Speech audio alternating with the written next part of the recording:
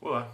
Hoje nós vamos dar continuidade aos nossos estudos no Credo Apostólico e hoje nós vamos dar continuidade lendo e estudando o artigo de número 8, que nos diz: Creio no Espírito Santo. E a partir dessa frase, desse artigo, nós podemos entender três coisas. Em primeiro lugar, nós conseguimos ver que, ao afirmar a nossa crença no Espírito Santo, nós entendemos que ele é santo, ele é justo e eterno e verdadeiro Deus, assim como Deus Pai e como Deus Filho, fazendo então um com eles, formando a Trindade. E nós podemos ver isso em Gênesis 1, onde a Trindade é demonstrada, e nós podemos entender ali no versículo 2 a presença do Espírito Santo, pois nós lemos que ele pairava sobre as águas. E em Atos 5, de 3 e 4, nós vemos o episódio em que Ananias e Safira tentam omitir parte do seu ganho com a venda de um terreno. E então Pedro, através do Espírito Santo, ele descobre isso. Então ele, ao repreendê-los, fala a Ananias: Por que encheu Satanás o teu coração para que mentistes ao Espírito Santo? E em sequência, lá no versículo 4, no final ele vai falar: Não mentiste aos homens, mas a Deus. Ou seja, aqui Pedro está falando que o Espírito Santo é Deus. O Espírito Santo, ele não é qualquer outro tipo de coisa, ele é uma pessoa distinta da Trindade, ele não é o Deus Pai, ele não é o Deus Filho, ele é o Espírito Santo, formando um na Trindade, com um só Deus.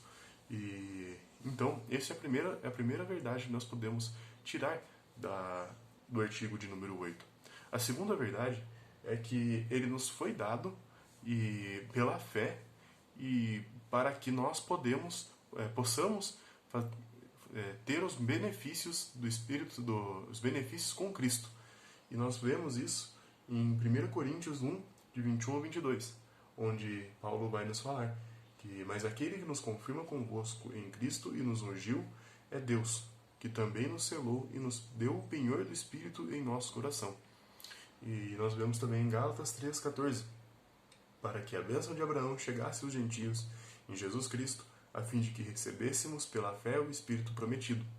E também em 1 Coríntios 2,12, Ora, não temos recebido o Espírito do mundo, e sim o Espírito que vem de Deus, para que conheçamos o que por Deus nos foi dado gratuitamente.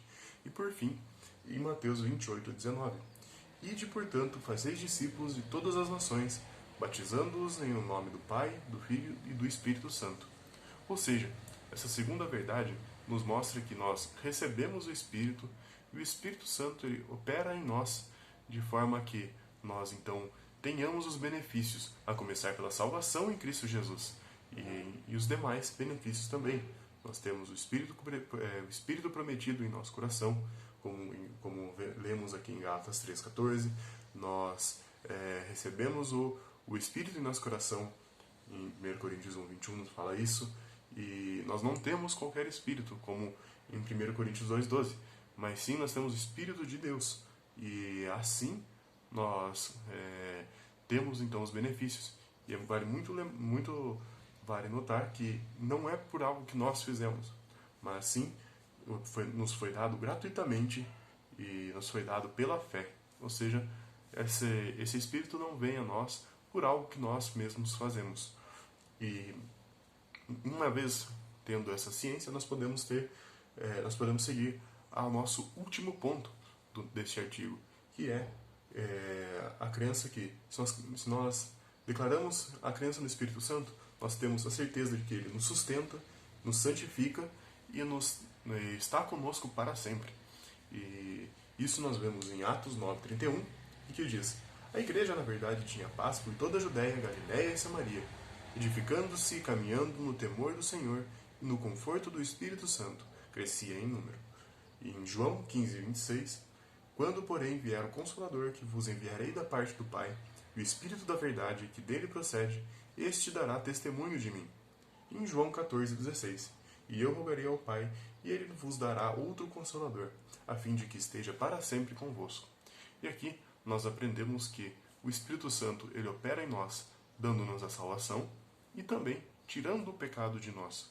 E assim ele nos fortalece e ele nos consola também.